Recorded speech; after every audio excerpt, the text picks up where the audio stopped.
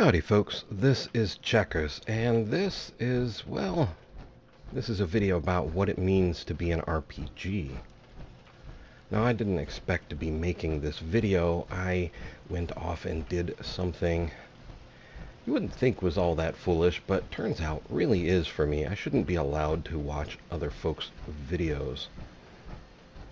I watched someone else's video anyway, and they were talking about what they thought RPGs are and why essentially the sky is falling and RPGs are doomed and this, that, and the other thing.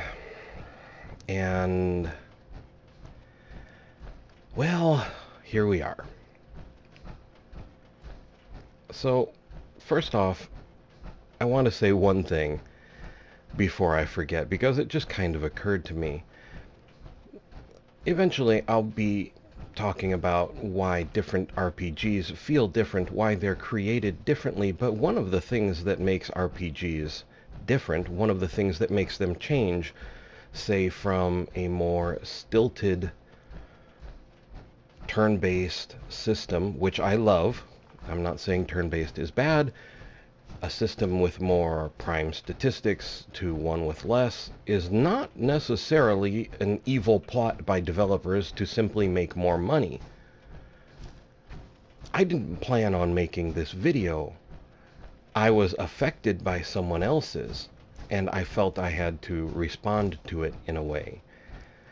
I wonder how often developers, instead of sticking clear to their vision for a game, look at a video or listen to comments or see another game and think, oh, you know what? That's what everyone wants. Well, maybe, maybe not. There is something that I've heard referred to in the past called the 1990 rule.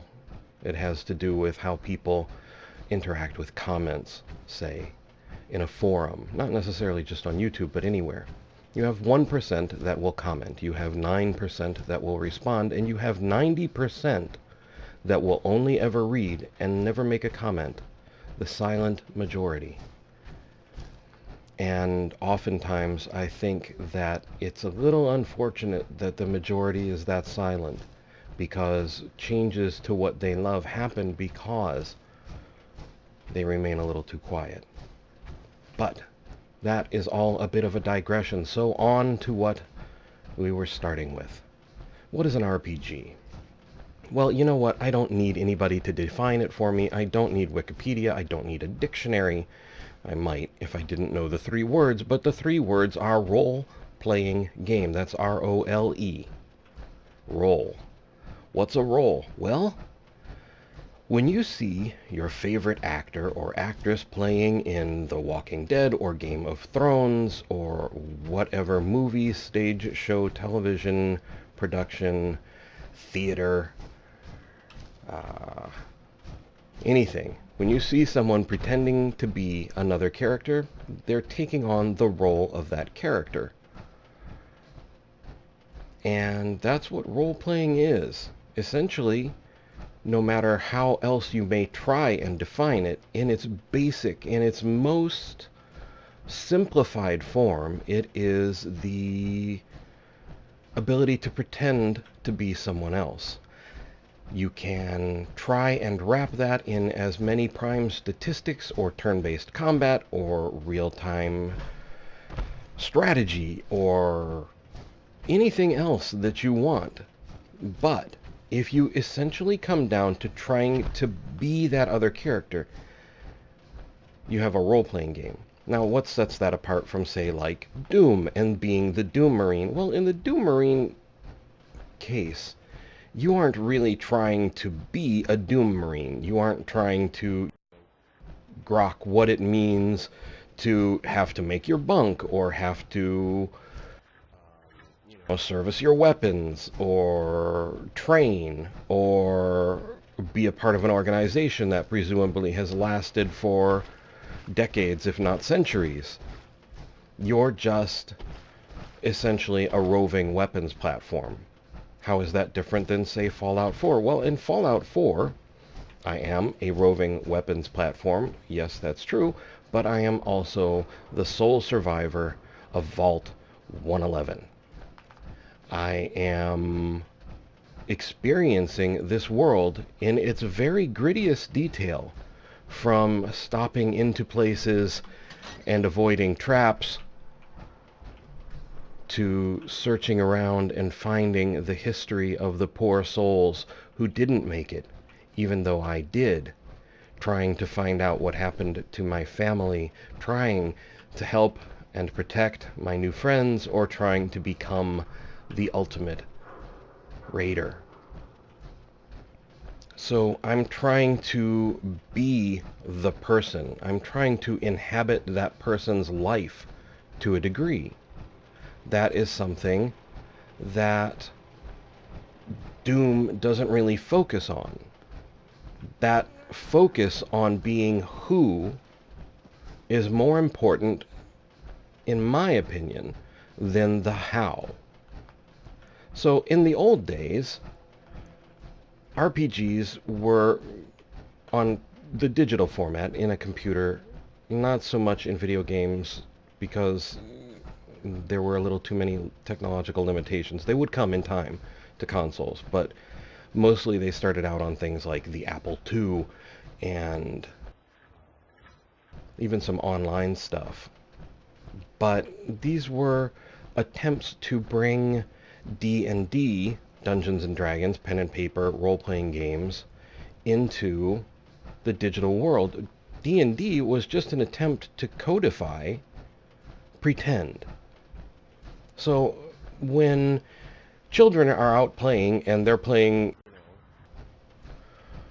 Space Marine versus Space Pirate, they are playing a role-playing game. What D&D does is try and codify the rules to that, so that the Space Marine can't say to the Space Pirate, well, I shot you and I blew your arm off. No, you didn't. I was hidden behind this space tree. D&D just made rules so that, well, we're going to roll dice and see if I did hit you, or if I hit the tree, or if my laser gun exploded. So it's not the rule system that makes an RPG. And the case for this is, if you look at some of the early computer role-playing games, you have Richard Garriott's set of games that eventually evolved from his first game into the Ultima series. And you have another series called Wizardry. And they are both computer role-playing games. I don't think there is anyone who would argue that they are not. But they play very differently. And Ultima, when you get even to like the classic Ultimas, like Ultima 7, there are 3 prime statistics. Wizardry, on the other hand, has your traditional stack. I don't remember how many it is, 6, 8, 10. Ultima is played from a top-down or isometric view, depending on where you join the series. Wizardry is played from a first-person party perspective. That is turn-based. They are 2 very different interpretations trying to get you to experience that world. Well, how can you be a party in a role-playing game? Again, it's pretend, it's imagination. You are putting yourself in the shoes of all of these people now, or as the party entire. But what set me off on this other video was someone essentially saying that RPGs aren't RPGs anymore because they can't do the things D&D does. Pen and paper D&D, mind you. Now, pen and paper D&D is only imagination. It has no real budgetary requirement other than like a bag of dice, some paper and pens, and some books, which you can probably find online. I don't know, somebody may have the rules up somewhere. But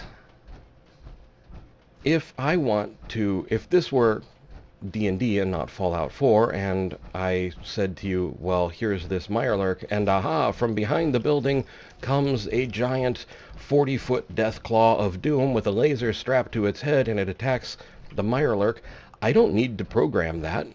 I just tell you that. There is no PC game or console game or digital role-playing game that can replicate that. Not even close. I wish. Maybe one day. Maybe one day we get the holodeck and we can imagine whatever we want and the computer will be smart enough to do whatever we want. But in D&D, in pen and paper D&D, the rules are entirely flexible. And that is awesome. It is an experience I think everyone should have. It is an experience I think everyone should have as an ongoing experience. It is worlds of fun. People ask me sometimes why I don't stream. Well, there are many reasons. I think one of the only things I would even consider doing it for would be to stream like a D&D game. That's not a promise, and it's probably never going to happen, but that's how wonderful I think pen and paper imaginary D&D is. When you get into a game, you have rule sets. When you have rule sets that are that hardly defined, to have any kind of change, you need to have it already programmed into the machine. The machine needs to know about it long before the player ever thinks about it. How do you do that? Well, programmers imagine what may happen and try and create systems so that if the player achieves X, Y, and Z, then this result will happen. So you literally can't have every option that D&D, pen and paper D&D can give you. That is an infinite amount of programming done by an infinite amount of programmers over an infinite amount of time of work. As much as I love pen and paper D&D and computer role-playing games, and I wish with all of my heart the two would meet, I don't see that happening anytime soon. Maybe I am just not up on technology enough. Maybe quantum computing will come out tomorrow with a 16-core quad thumping, processor that can imagine every possibility. But as far as I know at this moment in time, we can't do that. And it's really not fair to judge role-playing games based against pen and paper D&D. Now, the next thing that we come up with is, well, are games like Fallout 4 and Mass Effect and Skyrim, are they role-playing games? Well, Fallout 4 lets me play as this character, the sole survivor. And I am absolutely 100% immersed, as much as I could be without, say, a VR headset or a holodeck, in this world. I can hear the creaking of the metal. I can explore between these destroyed buildings. I can see the effects of raiders on settlements. I can interact with the world. I can try and stop raiders from harming settlers. I can become a raider and kill settlers. Does that allow me to inhabit the role of the sole survivor? For me, the answer is yes. Does it matter to me that this is more of a first-person / third-person shooter and not a tactical role-playing game or a tactical turn-based strategy game? No, it really doesn't. What defines it as a role-playing game for me is the fact that I can inhabit this role, that I can feel like this person in this moment of time. I can feel like I can almost touch the metal of this robot. And as much as I love older computer role-playing games, they do not offer you that level of immersion. I mean, I suppose that depends on your individual imagination, but for me, I feel much more immersed in this environment. Now, does Fallout 4 have the answer to all of my desires? No. Does it offer me all of the choices I would like to have? Absolutely not. Fallout 4 is limited beyond the definition of the word to me. The endings are woefully lacking, and player choice in conversation is woefully lacking. That doesn't make it something other than an RPG. It just means it's an RPG that doesn't have all the choices I would like. It doesn't disqualify it from the clubhouse. The question, as always, is, do I feel like the person in this role? Because I cannot expect a game to give me infinite choices. Mass Effect is the same thing. When I play Mass Effect, do I feel like I am Commander Shepard or Pathfinder Ryder? It doesn't matter what kind of statistic system or lack of it has. It doesn't matter what kind of combat or lack of it has. It doesn't matter what kind of choices I have in conversations or the lack thereof. Do I ever feel like I am Commander Shepard, like I am making decisions based on my experience as Commander Shepard? Do I feel like I am making decisions based on being Pathfinder Ryder? If the answer to these questions is yes, yes I do, it's still a role-playing game. And again, we may not like the choices, we may not like the combat system or the game mechanics, but that doesn't negate the fact that it's a role-playing game. I think people make the mistake of saying, I want an RPG, and then stop, as if that explains everything. But RPGs mean different things to different people. As I've said earlier, Ultima and Wizardry are two entirely different approaches to RPGs.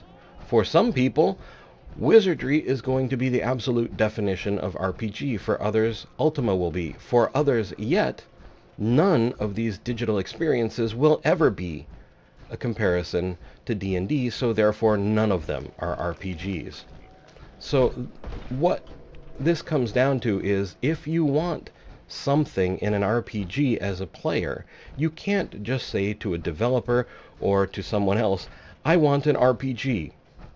All you said is, I want a blank slate. If you want something specific in an RPG, you need to say, I want an RPG with these features. I want an RPG that is turn-based tactical combat from an isometric perspective with a deep set of player statistics, prime statistics, and player skills, and you may come up with something like Larian's Divinity Original Sin or Divinity Original Sin 2, which is an absolutely phenomenal series and an amazing, amazing game from an absolutely amazing development team. I love Larian. They are awesome. These are people who absolutely love what they do for a living, and Divinity Original Sin series has allowed them to do what they've wanted. And because of that, it's turned out into an amazing role-playing game experience. Is it the same as Fallout 4 or Skyrim? No, it's not. It doesn't mean that Divinity Original Sin isn't an RPG, and it doesn't mean that Fallout 4 or Skyrim aren't RPGs. They are just different expressions of the idea of role-playing game. When you're playing Skyrim, do you ever feel like the Dragonborn? Yeah, I do. You know, Fallout 4 has a stack of prime statistics, right? We can stop, we can take a look at our strength, perception, endurance, charisma, intelligence, agility, and luck, and these actually do have an effect on your character. In Skyrim, there are only 3 choices: Magicka, Health, and Stamina. In Wizardry, there is a stack of prime statistics. In Ultima, there are 3. I can't remember what they are offhand. It's like strength, intelligence, and I think something like dexterity. But RPGs are very different things to very different people. And I do think that developers want to share their best experience. But like I said at the very beginning of the video, it's very easy to be sidetracked. I didn't plan to make this video. I didn't plan for this video to be a part of this week. But here I am. I was influenced by an outside factor. And this can happen in games too. I certainly didn't do this, so that I would become the mad profiteer of YouTube. At best, I assume maybe if I'm lucky, this video gets 200 views. So I didn't do it to make a ginormous profit or something. I did it because, well, I watched something else and it influenced what I was thinking about, and I wanted to share my thoughts on the topic. By the same token, although sometimes I think games are influenced by incorrect decisions within marketing or corporate offices, especially when it comes down to things like quote-unquote accessibility, I don't necessarily think that RPGs are crossbreeding with other genres to try and co-opt the player bases of other genres. That's really not how things work. I don't think that you can expect reasonably that because, say, let's take Mass Effect for an instance, you cross more of a shooter base with an RPG base, that you're just going to get both. Absolutely not. The same with Fallout. Making Fallout a first-person shooter wasn't something that was going to win fans of the old Fallout franchise. It was going to do the exact opposite. It always had way more of a chance of doing the exact opposite. But I think, personally, that the experience of actually walking in this world is amazing, and something that the original Fallouts didn't actually provide for me. I didn't feel like I could reach out and touch this decaying world. And yeah, it's a bit of imagination even in this game, but it's a lot easier.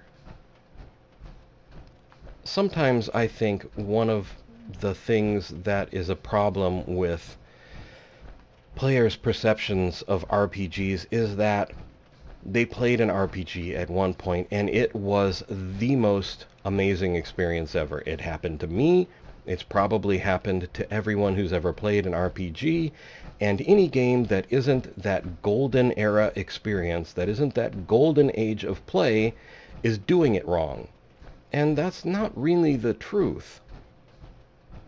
The truth of the matter is, we had this one amazing experience, and if we close our minds, if we close our eyes to all the other amazing experiences that we can have, all we're doing is chasing a high that we will never get back.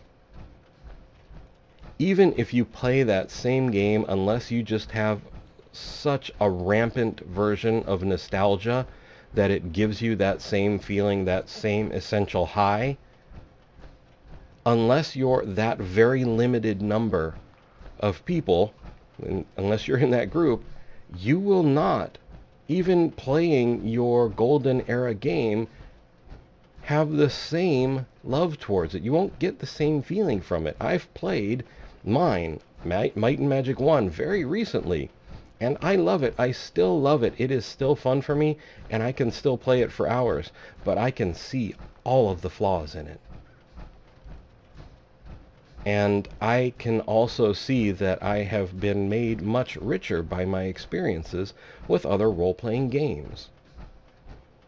So when you are thinking about the ultimate RPG that you want, really think carefully about what that means. What systems do you want, and why exactly do you want them?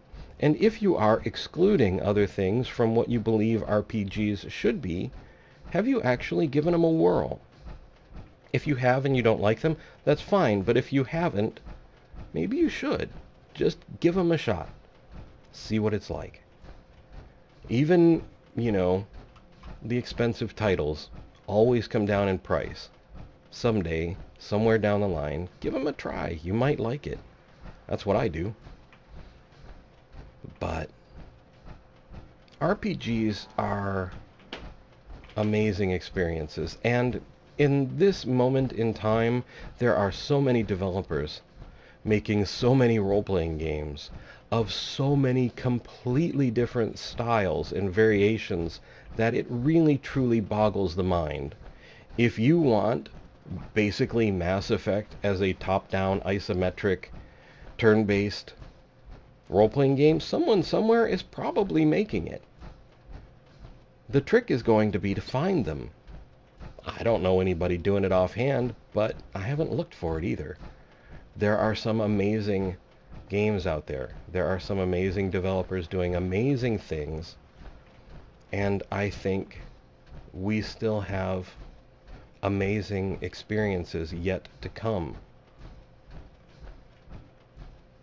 Not just from indie titles, but also from The Elder Scrolls 6, from Fallout 5. If Mass Effect ever drags itself out of its own grave, maybe we'll even see something there too. And if you want to see something in a game, and you've found developers who you think are relatively on your wavelength, don't just say, I want an RPG. Tell them you want an RPG with the systems, with the things in it that you want. I want player choice. I want deep conversations. These things are still being made. You just need to look around a little bit to find them. And one other thing. This is just, let's call it a bit of life advice. If someone comes up to you where you work or where you live and demands you do something in harsh language using expletives, I expect you will not listen to their story.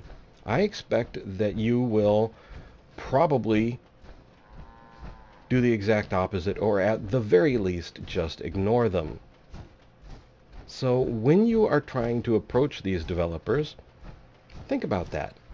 These folks are just doing their jobs.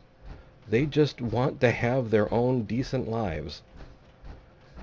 They will probably be more than willing to listen to your story, to listen to your desires, but try and do it kindly.